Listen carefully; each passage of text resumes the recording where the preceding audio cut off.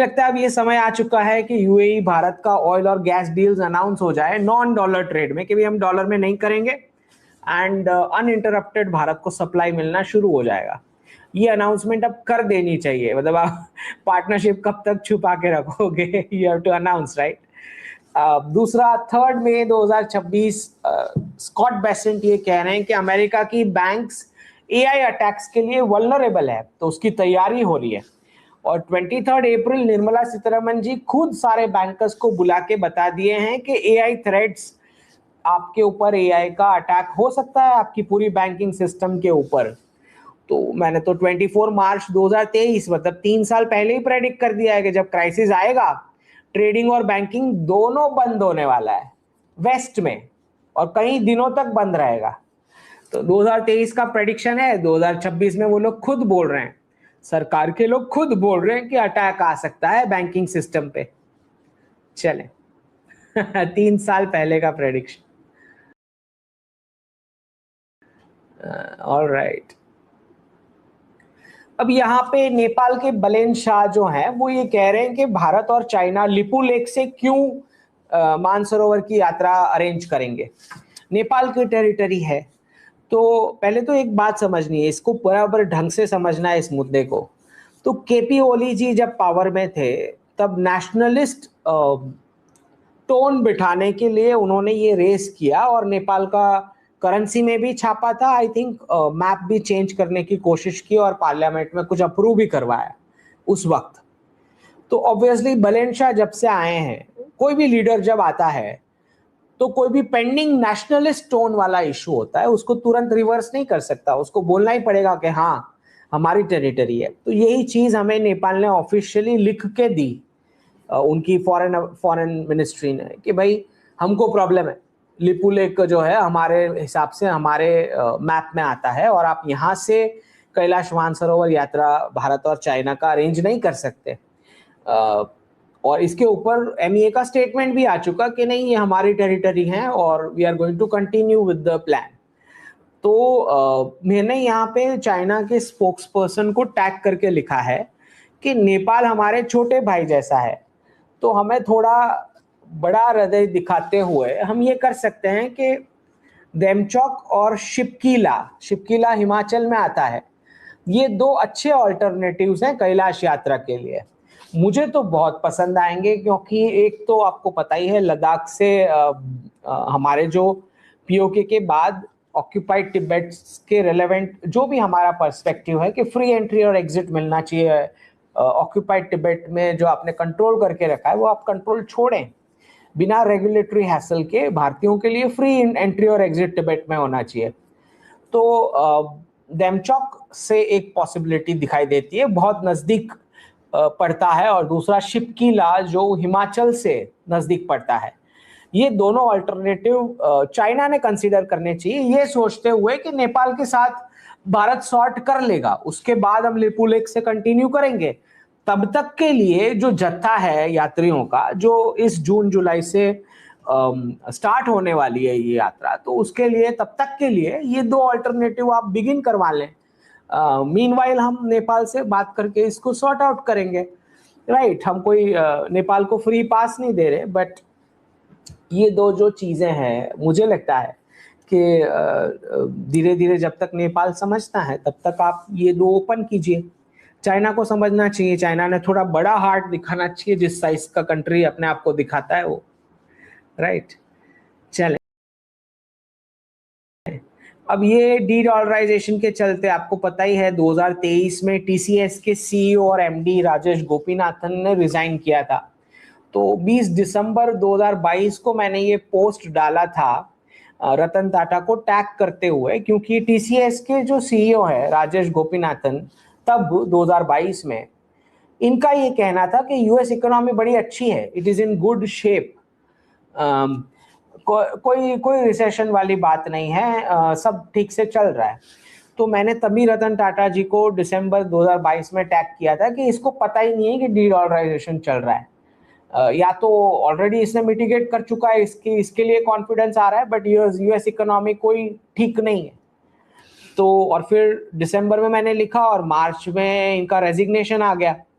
तो D dollarisation के process में जितने जितने लीडर्स को समझ में आएगा कि क्या चल रहा है, तो ऑब्वियसली वो दूसरे सेक्टर में जॉब ढूंढना शुरू करेगा।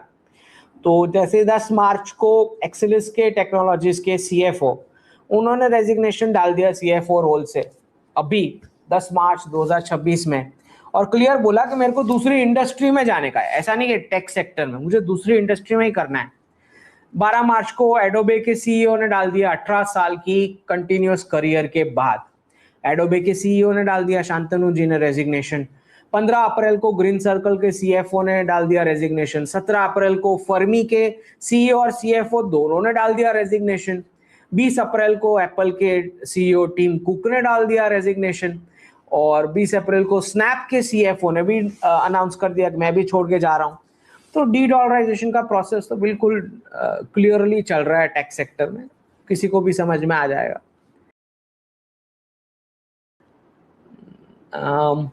सऊदी अरेबिया ने 20,000 उनकी करेंसी का पेनल्टी डाला है, और 10 साल का एंट्री बैन अगर आपने हज किया विदाउट परमिट।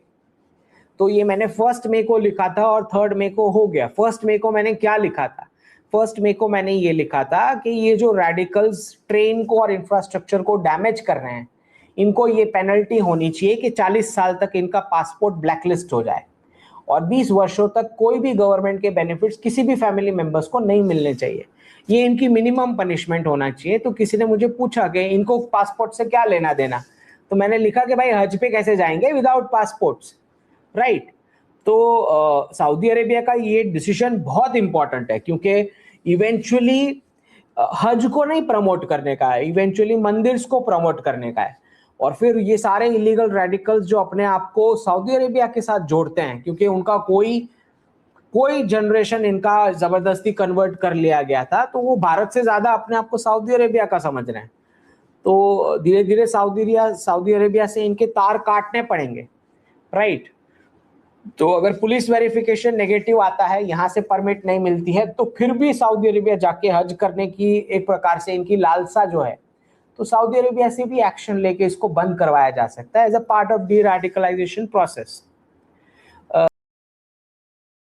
ऑब्वियसली यहाँ पे एक प्रोफेसर है जियांग जो सिमिलर चीजें बोलते हैं, ऑब्वियसली 4 साल लेट, बट उनका भी यही कहना है कि ये सारी की सारी कोई प्राइवेट सेक्टर नहीं था, बिल गेट्स, मार्क जुकरबर्ग, ये सब क्रिएट किए गए, जो मैं 4 वर्ष पहले ही बता चुका हूँ कि सारा का सारा डॉलर प्रिंटिंग है। कोई प्राइवेट सेक्टर है ही नहीं यूएस और चाइना में। चले। आमिर खान यहाँ पे मेरी 5 जनवरी पोस्ट को कॉपी करते हुए कि Saraswati ji should lead Lakshmi, world उल्टा चल रहा है, वही चीज आमिर खान यहाँ पे बोल रहे हैं 1 साल बाद 1 मई 2026 कि सरस्वती की पूजा कीजिए, लक्ष्मी खुद आ जाएंगी पीछे पीछे। Same to same words. अच्छा लगता है उन्होंने अच्छा खासा स्टडी किया है मेरे वीडियो सुनने के बाद, हैंडल अच्छे से स्टडी किया है। अब कुछ वीडियोस आ रहे हैं वेस्टर्न फेमिनिस्ट वुमेन के कि इससे अच्छा टाइम पे मैरिज कर लेना बहुत इंपॉर्टेंट था, बस छूट गई। और ये इसलिए रियलाइजेशन हो रहा है डी डॉलराइजेशन के चलते, क्योंकि करेंसी छाप छाप के जो फेक क्लासरूम टू जॉब के प्रोफाइल्स फेक खड़े किए गए, वैल्यूएशंस दी गई और मुफ्त की सैलरी ऐसे ही दी गई, उससे अब रिवर्सल क्योंकि हो रहा है प्रिंटिंग मशीन का, तो अब धीरे धीरे अवेयरनेस आ रही है कि इससे अच्छा तो टाइम पे मैरिज कर लिया होता। यहाँ पे एरिक्स जी बोल रहे हैं कि भाई ये जो हैंडल है वो बोल रहे हैं कि भाई अंकित जी को देखा तो एटलीस्ट उस एनालिसिस की वजह से मैं ऑलरेडी तैयार थी ले ऑफ के लिए। तो स्पिरिट एयरलाइंस जो आपको पता ही है वेस्ट में जिस प्रकार से ठप हुए हैं एयरलाइंस, उनका प्लान ही है कि भाई एयर क्रैश करा के कैसे लोगों का मूवमेंट कम किया जाए, क्योंकि डिजिटल प्रिजन सिटीज में ठूसना जो है लोगों को, तो जिन्होंने सुना होगा उनको पता होगा कि डॉक्टर शाह ने बोल के रखा है कि ले ऑफ होएगा एयरलाइंस में से। चलें, अब ये नोटमार अनाउंस हुआ है 4 मई से 12 मई, ठीक है। और भाई पाकिस्तान की स्ट्रैटेजी आपको पता है, हमारे पास स्ट्रैटेजिक रिजर्व्स हैं, इनका स्ट्रैटेजी है भीख मांगना, फ्यूल के लिए भीख मांगना, ये इनका स्ट्रैटेजी है। ठीक है, चलें अब क्वेश्चंस ले लेते। अब ये बड़ा इंटरेस्टिंग सा चीज जो आपको समझना है। पहले तो मैं आपको ये बता दूं इलॉन मस्क ने ट्वीट क्या किया है। इलॉन मस्क ने लिखा है इस ट्वीट में, Hitler was a socialist, therefore all socialist are Hitler. तो सोशलिस्ट को हिटलर क्यों होना पड़ता है? क्योंकि सोशलिस्ट जब सरकार आती है, कम्युनिस्ट सरकार आती है, तो उसका ये कहना है कि मेरे को इक्वालिटी करनी है, तो सबसे मैं लूट के, जो भी वेल्थ क्रिएटर है उनसे पैसे लूट के मैं सब में इक्वली बांटूंगा। ये करने के लिए दादागिरी करनी पड़ेगी, राइट? तो हिटलर बनना ही पड़ेगा, जिस प्रकार की ममता बनर्जी और उससे पहले लेफ्ट का रूल था, लिटरली डिक्टेटोरियल रूल, राइट? क्योंकि आप किसी से लेके बाकी सबको इक्वालिटी में डिस्ट्रीब्यूट करने की राइट मांग रहे हो। That is what socialism, communism is, right? तो आपको दादागिरी करना ही पड़ेगा अगर सबको लूटना है। बेसिकली किसको लूटने का है? वेल्थ क्रिएटर को। वेल्थ क्रिएटर कौन? बिजनेसमैन, एंटरप्राइज करने वाला, राइट? जो जॉब देने वाला है उसी को लूट के उसका प्रॉफिट सारा उसके साथ बदमाशी करके, उसको डरा धमका के, उसके कपड़े फाड़ के, उसके बिजनेस को पूरा नुकसान पहुंचा के, उससे रिसोर्सेज लूट के बाकी सब में डिस्ट्रीब्यूट करने की बात कर रहे हैं। बिना प्रोडक्टिविटी के जो लोग हैं उनको डिस्ट्रीब्यूट करने की बात हो रही है। तो जाहिर सी बात है, ऑल सोशलिस्ट आर हिटलर। इसमें कुछ ज्यादा सीखने को नहीं मिला जो इलॉन मस्क बोल रहा है, ये सबको समझ में आता है ये चीज। आगे का जो वो नहीं बता रहा है वो मैं आपको बता रहा हूं। ये ही इलॉन मस्क, इसी का एग्जांपल देते हैं। ये ही इलॉन मस्क बोल रहा है कि मैं सबको यूनिवर्सल हाई इनकम देगा। ध्यान से सुने मैं जो बोल रहा हूं। ये इलॉन मस्क बोल रहा है कि एआई की वजह से बहुत ले ऑफ होने वाले हैं, बहुत ले ऑफ होने वाले हैं। लोगों को इतना काम करने की जरूरत ही क्या है? जब रोबोट सारे काम कर लेगा तो मेरे रोबोट्स काम कर लेंगे और मैं सबको यूनिवर्सल हाई इनकम दूंगा। समझ रहे हैं? तो यहां पे वो खुद अपनी ही पोल खोल रहा है इलॉन मस्क। इलॉन मस्क बोल रहा है कि बाकी सारे के सारे फ्रीबीज एंजॉय करेंगे, मैं दूंगा वो फ्रीबीज। मैं दूंगा या स्टेट देगा, दो में से एक, जो भी देगा। बेसिकली अगर स्टेट भी देगा तो उसी से लेके देगा, व्हाटएवर। बेसिकली समझने वाली बात यहां पे ये है कि वो खुद यूनिवर्सल हाई इनकम क्यों नहीं ले लेता, उसको प्रॉफिट क्यों करना है? है? बाकी सबको वो बोल रहा है कि तुम्हारे एवरी मंथ तुम्हारे अकाउंट में इतने आ जाएंगे, मैं यूनिवर्सल हाई इनकम दे, तुमको ज्यादा काम करने की कोई जरूरत नहीं, तुम मजे करो, महीने वीक में 4 दिन काम कर लेना, 2 दिन काम कर लेना, व्हाटएवर। ठीक है, मेरी डिजिटल प्रिजन सिटीज में आ जाओ, तुमको यूनिवर्सल हाई इनकम मैं दे देता हूं। तू खुद क्यों नहीं ले लेता यूनिवर्सल हाई इनकम? अगर इतना ही अच्छा है यूनिवर्सल हाई इनकम, तू क्यों प्रॉफिट करना चाह रहा है? ये समझा दे। तू ले लेना यूनिवर्सल हाई इनकम स्टेट से, उसी पे जीवन गुजारा कर ले, प्रॉफिट क्यों करना है तुझे? ये जरा इलॉन मस्क समझाए। यहां पे वो खुद की पोल खोल रहा है, Hitler was a socialist, therefore all socialist are Hitler. तो तुझे क्यों हिटलर बनना है? तुम क्यों ये राइट चाहते हो कि तुम डिस्ट्रीब्यूट करोगे लोगों को पैसे? ये राइट तुम क्यों खुद में लेना चाहते हो? तुम भी इसी पे डिपेंडेंट हो जाओ ना, यूनिवर्सल हाई इनकम पे, जो हर मंथ डिपॉजिट होगी। तुमको क्यों प्रॉफिट करना है? तो समझने वाली बात यह है यहाँ पे कि यहाँ पे देख रहे हैं ममता बनर्जी के बाजू में यहाँ पे कौन बैठा है? संजीव गोयनका, राइट? गोयनका ग्रुप। आप इनफैक्ट कुछ लोग जो सीरियल्स के अगर अगर आप शौकीन हैं तो कुछ वर्ष पहले टीवी पे एक सीरियल आती थी। सीरियल का नाम था एक हसीना थी, और उसमें गोयनका फैमिली दिखाई गई है। जरा वो सीरियल देखना, उसकी स्टोरी लाइन देखना, तो आपको पता लगेगा कि क्या बात हो रही है इधर कोलकाता के बारे में। अब ये यहाँ पे ममता बनर्जी बैठी है, बाजू में संजीव गोयनका बैठे हैं। अब आप जरा एक और काम कर ले, मैं आपको होमवर्क देता हूं। हर्ष गोयनका का हैंडल पढ़े, सोशल मीडिया हैंडल पढ़े हर्ष गोयनका का। ठीक है, गोयनका फैमिली से हैं, जरा उनका सोशल मीडिया एक्स हैंडल पढ़े, वो क्या लिखते हैं, जरा खाली पढ़ के देखें। और पिछले 6 महीने से उन्होंने क्या क्या लिखा है वो जरा पढ़ के देखें, और उसमें भारत के लिए उनका क्या टोन है वो जरा पढ़ के देखें, ठीक है। अच्छा, तो मैंने यहाँ पे ये फोटो क्यों पोस्ट किया है भाई? ममता बनर्जी बाजू में संजीव गोयनका बैठे हैं, मैं क्यों ये पोस्ट करूंगा? तो ये मैं आपको समझाने के लिए पोस्ट कर रहा हूं कि जितने भी सोशलिस्ट होते हैं या सोशलिज्म को प्रमोट करने वाले हिटलर टाइप लीडर्स, वो पैसा एडम स्मिथ से पाते हैं, समझ रहे हैं? कोई बिजनेसमैन कहीं पे बैठा है, वो इस पॉलिटिशियन को हिटलर बनने के लिए फंडिंग दे रहा है। क्यों फंडिंग दे रहा है? क्योंकि मैंने जो बार बार समझा है कि Adam Smith is the father of communism, not Karl Marx. तो राष्ट्र की बॉर्डर जो है वो कोई पॉलिटिशियन नहीं खोल रहा है, राष्ट्र की बॉर्डर इलीगल्स के लिए एडम स्मिथ खुलवा रहा है, बिजनेसमैन खुलवा रहा है वो।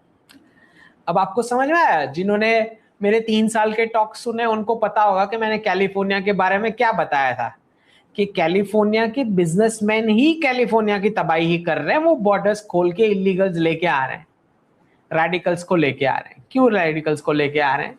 चीप लेबर मिल रहा है।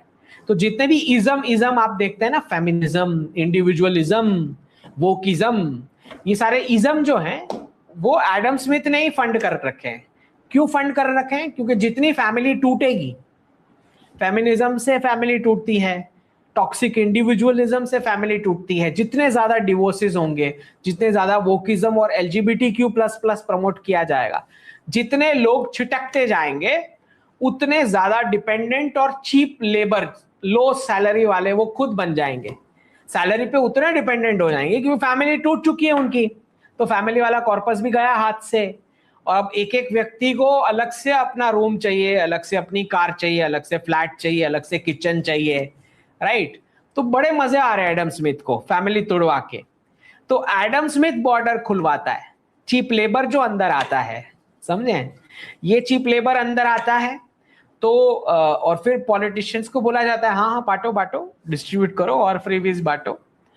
तो सोशलिस्ट जो है ये फंडिंग लेते हैं एडम स्मिथ से, और हमेशा बॉर्डर्स एडम स्मिथ खुलवाता है, कार्ल मार्क्स नहीं। कार्ल मार्क्स का तो बेचारा फटा पुराना भिखारी, उसको तो सबसे लो लेवल का काम मिलता है कार्ल मार्क्स को। उसका काम ये है कि नेशनलिस्ट पॉलिटिशियंस जो है वो ये डिसीजंस रिवर्स ना करें, वो कार्ल मार्क्स को सौंपा जाता है काम। तो ममता बनर्जी बोलेगी कि हाँ देखो, तुमको मैं, तुम्हारा तो 1,000-3,000 रुपए में पूरा महीना गुजर जाता है, तुमको गुजरात से नेशनलिस्ट लीडर्स को, बीजेपी को क्यों पावर में लेके आने का है? सब चीज 5,000 की हो जाएगी, कुछ चीजें 10,000 जितनी महंगी हो जाएगी है। ये डेवलपमेंट करना ही क्यों है जब लाइफ इतना सस्ते में लाइफ जी रहे हो? डेवलपमेंट का जरूरत क्या है? तो कार्ल मार्क्स को ये सबसे भिखारी वाला काम दिया जाता है उसको, कि नेशनलिस्ट जो लीडर्स हैं वो ये बॉर्डर क्लोज कराने का काम कंप्लीट ना करें जो एडम स्मिथ तय करके बैठा है। तो ममता बनर्जी को कौन फंडिंग कर रहा था, आप समझ गए? कौन बॉर्डर खुलवा रहा था? तो ये समझना है आपको कि कैसे उसको तो कोई काउंट ही नहीं कर रहा है। कार्ल मार्क्स मतलब उसको भिखारियों वाला काम मिला है, उसको मेन काम मिला ही नहीं, राइट? तो अगर आप मैक्रो जियो पॉलिटिक्स में देखोगे तो चाइना को लेबर को एब्यूज करने का काम मिला है। प्रॉफिट तो अमेरिकन कंपनीज कर रही थी, मैन्युफैक्चरिंग भले चाइना में हो रहा है, प्रॉफिट अमेरिकन कंपनीज कर रही थी। चाइना को तो खाली पैसे मिल रहे थे मुफ्त के डॉलर्स कि हाँ तुम मैन्युफैक्चरिंग करो, अपने लोगों का एब्यूज करो, चीप प्रोडक्ट्स बनाओ भरपूर। हमेशा कम्युनिज्म जो है वो कैपिटलिज्म ही फंड करता है, दोनों साइड एक ही सेट ऑफ पीपल फंड कर रहे हैं उसको, ठीक है? ये समझना है आपको। तो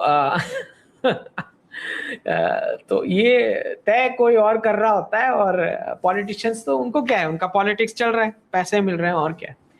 तो ये लो लेवल वाले कार्ल मार्क्स वाले पॉलिटिशियंस, लेफ्ट वाले, फिर ममता बनर्जी, जो फ्रीबीज बेस्ड पॉलिटिक्स, अब उनको हराने के लिए मोदी जी को फ्रीबीज अनाउंस करना पड़ता है, राइट? पहले पावर में आएंगे तो ये सब चीजें रिवर्स करेंगे ना, तो तब पावर में आएंगे तब तो बॉर्डर्स बंद करेंगे, पावर में आने के लिए फ्रीबीज अनाउंस करना पड़ रहा है, जो वो नहीं करना चाह रहे लेकिन करना पड़ रहा है, राइट। चले, यूएस डेप्यूटी सेक्रेटरी बता रहे हैं कि यूएस भारत के सक्सेस और भारत की जो स्टोरी होगी ये पूरी सेंचुरी में, उसमें यूएस भाग लेना चाहेगा, want to be part of India success story. अच्छा, ये वो व्यक्ति हैं जो बोल रहा था कि हमने जो बेनिफिट्स चाइना को दिए वैसे बेनिफिट्स हम भारत को नहीं देंगे आगे बढ़ने के लिए, वही व्यक्ति अब ऐसा बोल रहा है। तो जल्दी कुछ ना कुछ साइन करो भाई, क्राइसिस जो है उसको पनवेल का ट्रेन पकड़ने का है, तो जल्दी कुछ डॉक्यूमेंट साइन करो। और वैसे ही हमने $20 बिलियन का इन्वेस्टमेंट अनाउंस भी कर दिया है, अब इससे ज्यादा तो और क्या गारंटी हम दें कि हम इन्वेस्ट करेंगे। तुम डॉलर को नीचे तो लेके आओ, हम 20 बिलियन तैयार हो गए इन्वेस्ट करने को।